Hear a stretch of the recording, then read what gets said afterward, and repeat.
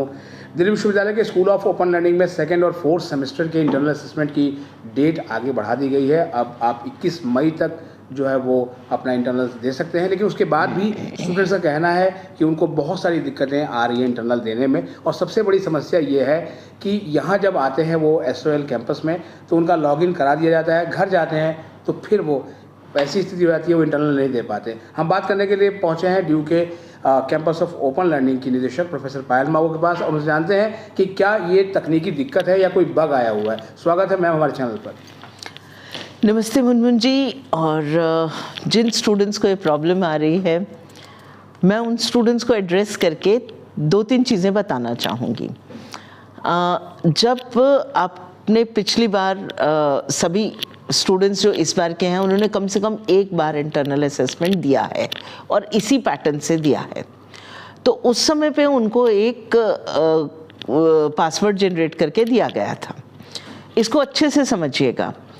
अब वो पासवर्ड आपका बदल गया क्योंकि उस पासवर्ड को 3 महीने में एक्सपायर हो जाता है, तो हमारी तरफ से एक नया पासवर्ड आपके पास आया, लेकिन आप उस पासवर्ड को रीसेट नहीं कर पाए। तो बहुत सारे स्टूडेंट्स हमारे पास वापस आए। करीब मैं अगर हिसाब किताब लगाऊं तो करीब 5000 स्टूडेंट्स आउट ऑफ 1,20,000 स्टूडेंट्स हमारे पास पासवर्ड को रीसेट कराने के लिए आए। जब आप पासवर्ड को रीसेट कराने के लिए आए तो मुझे वहाँ पे 3-4 प्रॉब्लम्स नज़र आई।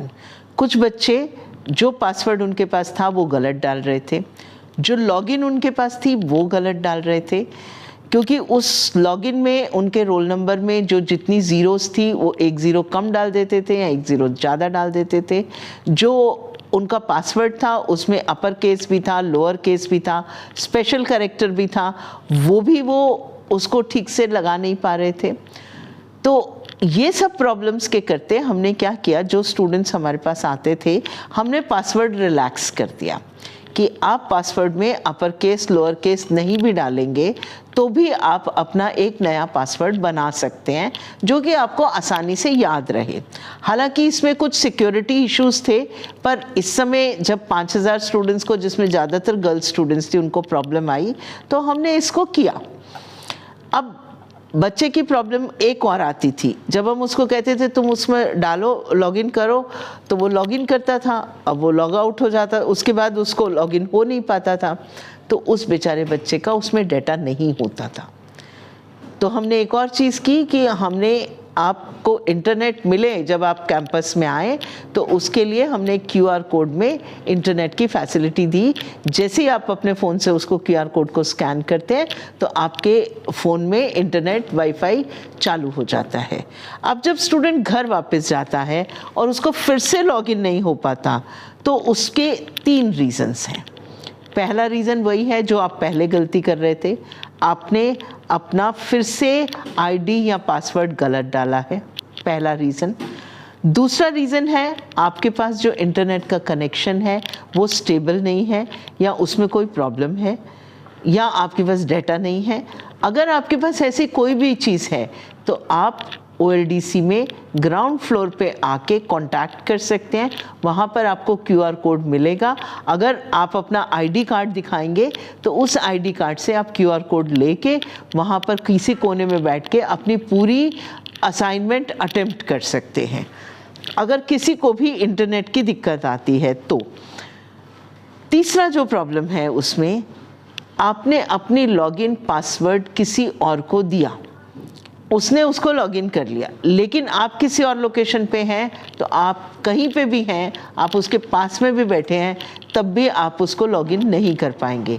अगर एक बार किसी ने लॉगिन करके उसको छोड़ा है अपने फ़ोन में या अपने डिवाइस में तो आपके पास वो दोबारा लॉगिन नहीं होगा। यानी कि मतलब कहने का मतलब मैम कि अगर 2-3 बच्चे एक साथ बैठ के भी कर रहे हो तो नहीं कर पाएंगे? नहीं कर पाएंगे, इस सेम पासवर्ड से नहीं कर पाएंगे। और अगर 2-3 बच्चे एक साथ बैठ के कर रहे हैं तो एक प्रोविज़न ये भी है कि हम उनकी स्क्रीन लॉक कर दें क्योंकि 10 बाय 10 के रूम का हमने एक एस्टिमेट लिया हुआ है, अभी हम नहीं कर रहे हैं ये। लेकिन अगली बार से आपकी स्क्रीन लॉक हो जाएगी, आपको दूसरा क्वेश्चन दिखाई नहीं देगा। और आप अगर 3 कर भी लेंगे तो क्वेश्चन बैंक इतना बड़ा है कि किसी के पास कोई और क्वेश्चन आएगा, किसी के पास कुछ और आएगा, किसी के पास कुछ और आएगा।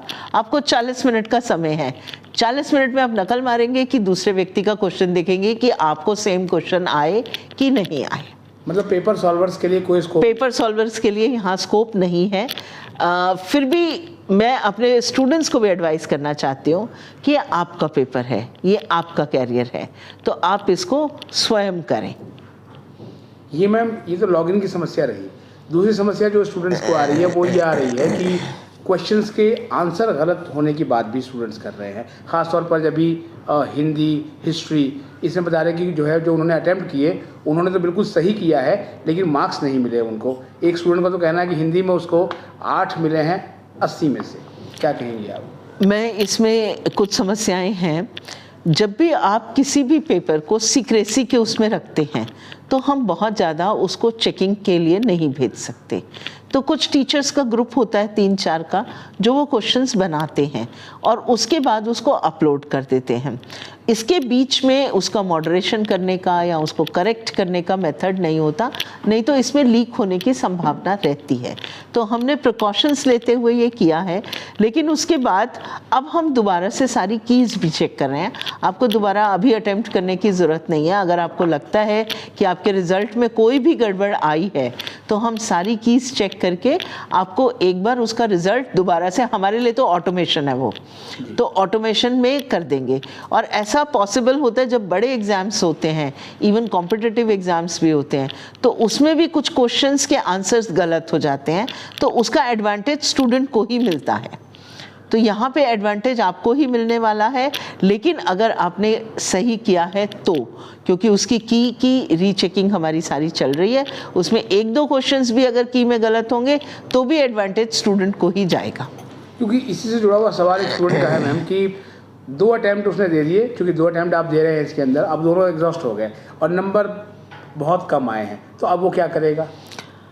अगर नंबर कम आए हैं और हमारी की में कोई प्रॉब्लम नहीं है तो आपके 2 अटेम्प्ट हो गए, लेकिन की रीचेकिंग चल रही है। रीचेकिंग के बाद में हम एक नोटिस लगा देंगे कि आप अपना एक बार दोबारा से चेक कर लो, और उस नोटिस के अंदर ही आपको ये मिल जाएगा कि आप दोबारा अटेम्प्ट करने के लिए आपके लिए खोला गया है, या फिर उसकी की चेकिंग होके ही आपके नंबर रिवाइज हो गए हैं। मुझे लगता है कि की चेकिंग होने के बाद में नंबर रिवाइज होने में दिक्कत नहीं होगी। और जो आपका मैम सब्जेक्ट है हिस्ट्री, मुझे सेमेस्टर नहीं पता, बच्चों ने जो लिखा है कि हिस्ट्री का इंटरनल असेसमेंट प्रॉब्लम है, और जो है वो हिस्ट्री का इंटरनल असेसमेंट रीसेट किया पर लॉक आ रहा है, ये क्या दिक्कत है मैम? लॉक आ रहा है तो उन्होंने 2 अटेम्प्ट कर लिए होंगे जी, तो उस स्टूडेंट का 2 अटेम्प्ट हो चुका होगा, इसलिए लॉक आ रहा है।